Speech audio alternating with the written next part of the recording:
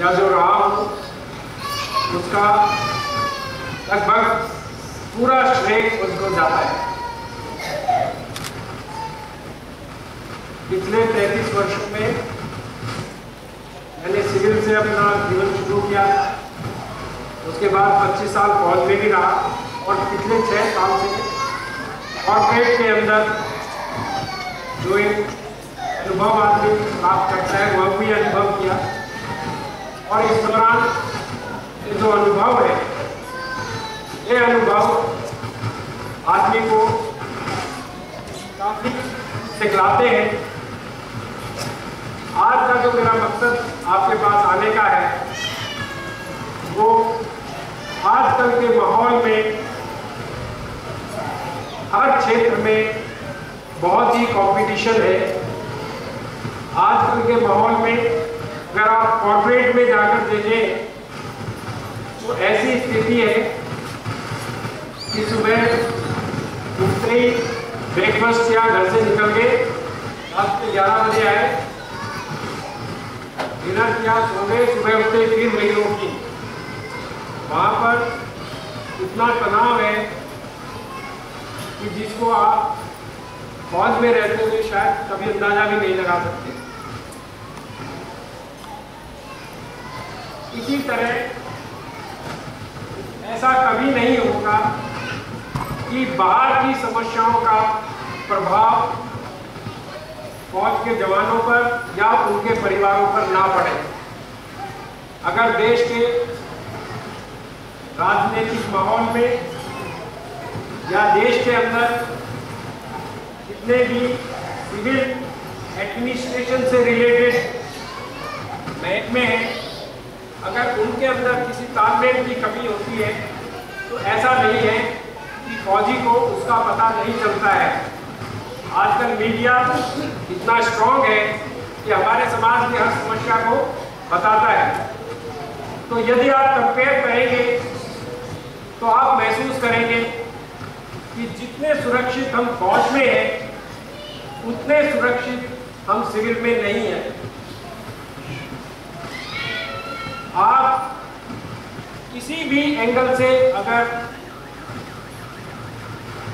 अपने आप को दूसरों से तुलना करना चाहेंगे तो अल्टीमेटली जो रिजल्ट निकलेगा उसमें यही निकलेगा कि फौजी फिर भी और सब महकमों से बेटर ऑर्गेनाइजेशन है। फौज से अच्छा ऑर्गेनाइजेशन इस वक्त देश में कहीं नहीं है। चाहे कहीं बाढ़ आ जाए, चाहे कहीं कुछ भी हो जाए, हर किसी को सिर्फ फौज पे भरोसा है इस देश में। लेकिन दिक्कत जब आती है अगर हमारे फौजी भाई या उनके परिवार किसी भी कारण से तनाव में आए। आज के विषय में खास तौर से मैं इसी पहलू पर ध्यान दूंगा। कोई 8th क्लास का बच्चा है इधर, 9th का जो पढ़ रहा हो, और ये इंटरैक्टिव सेशन होगा।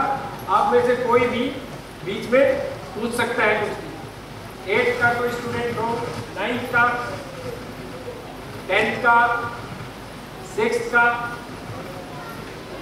कोई नहीं। इस यूनिट का सबसे तगड़ा जवान कौन सा है, जो सबसे मजबूत है, हेल्दी है, बेस्ट एथलीट है कोई इस यूनिट में, या टीम कैप्टन कौन सी यूनिट का? कोई तो होगा जो थोड़ा अपने आप को मजबूत समझता हो।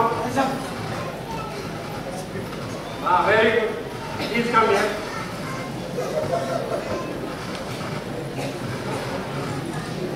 आप खड़े हो जाए। क्या नाम है आपका?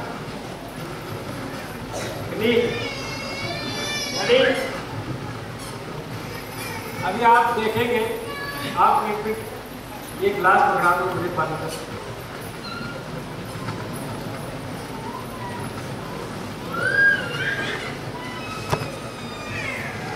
विनीत कुमार काफी स्वस्थ है। आप अपना दाहिना हाथ इधर को करो सीधा, और ये गिलास पानी का मैंने रख दिया इनके हाथ पे। आप आगे देखते रहो। अब इस पानी के गिलास को विनीत कितनी देर तक अपने हाथ में रख सकता है?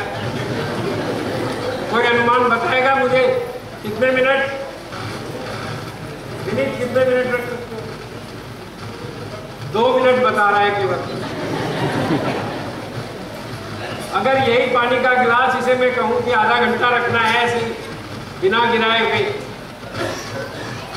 या फिर मैं कहूं इसे 2 घंटे रखना है, तो ये रख पाएगा? क्या होगा? इसका हाथ कांपने लगेगा। अगर इसको कहा जाए कि अगले 24 घंटे तक जैसे साधु महात्मा रहते हैं उसी तरह बन के इस गिलास को गिरने नहीं देना है, ये यही रुका रहना चाहिए इसी कंडीशन में, तो क्या ये संभव है?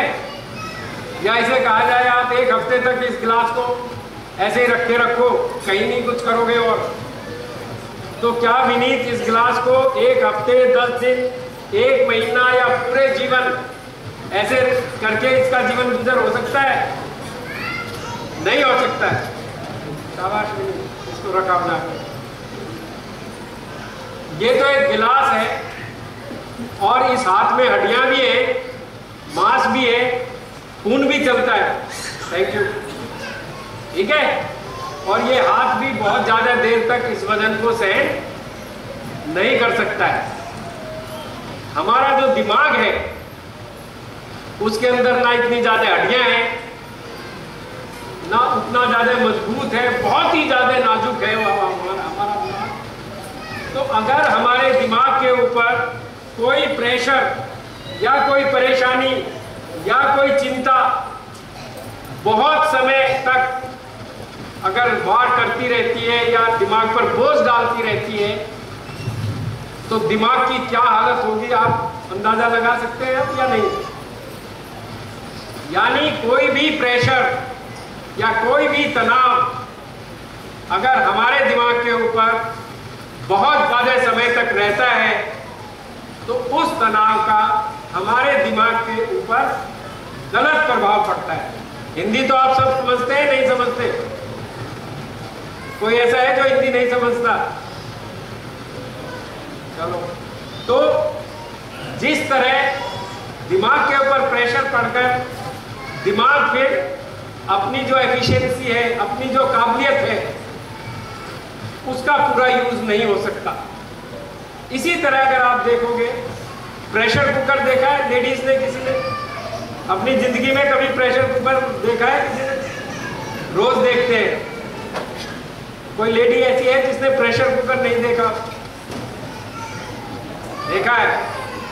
जब प्रेशर कुकर को गैस के ऊपर रख देते हो और उसको आप एक स्टेज के बाद अगर गैस से नहीं उतारते हो तो क्या नतीजा होता है? या तो उसका सेफ्टी वॉल्व निकल जाएगा अगर सेफ्टी वॉल्व है तो, और नहीं तो वो प्रेशर कुकर फट जाएगा। इसी तरह आदमी के विचार, आदमी की सोच, आदमी के तौर तरीके उसके जीवन के सुख दुख को निर्धारित करते हैं, उस आदमी की सोच की क्षमता को निर्धारित करते हैं। अब मैं ये जानना चाहूंगा आप लोगों से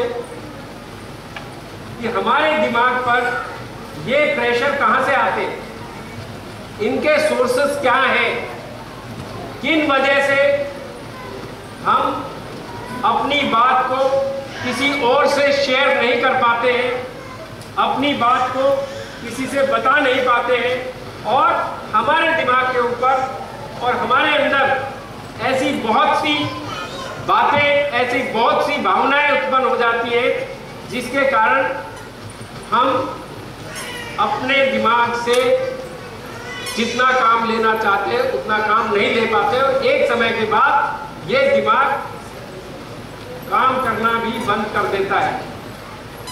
तो तनाव एक ऐसी चीज है जिसको समझना बहुत जरूरी है।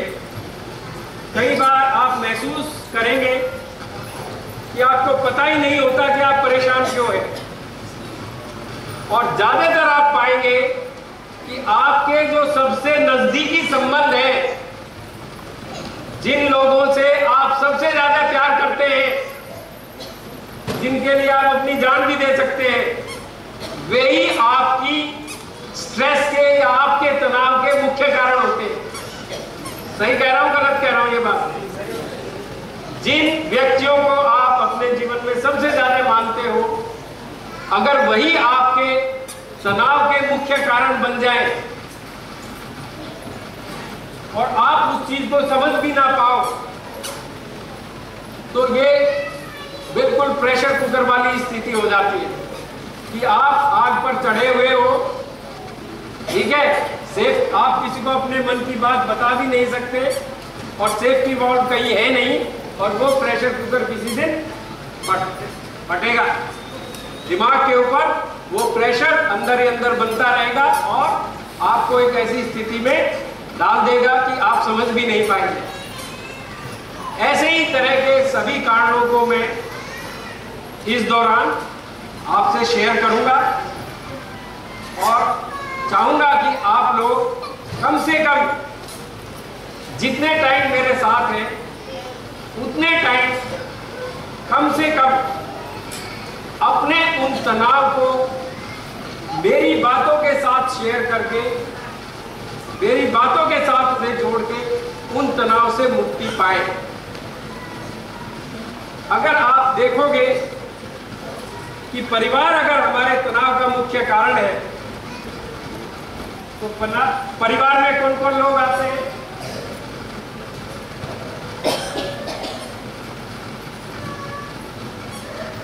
अभी कोई बच्चा मुझे नजर नहीं आ रहा है जो मुझे कुछ बता सके। है कोई ऐसा बच्चा जो बातचीत कर सके मेरे साथ? 6वीं 7वीं 8वीं 9वीं का बच्चा कोई बेटे इधर आ जाओ। कोई,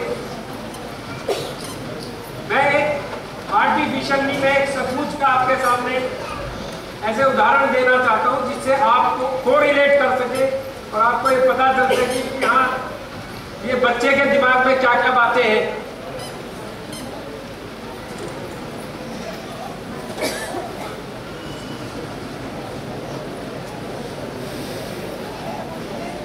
देखो, हमारी 3 कैटेगरी है। पहले ये बच्चा बताएगा, फिर माताएं बताएंगी और फिर पिताजी बताएंगे कुछ बातें हमें। ठीक है? हेलो बेटे, क्या नाम है आपका? किशन बहादुर। कौन सी क्लास में पढ़ते हो? 7। कहाँ? Army school. आप बेटे इस बोर्ड के ऊपर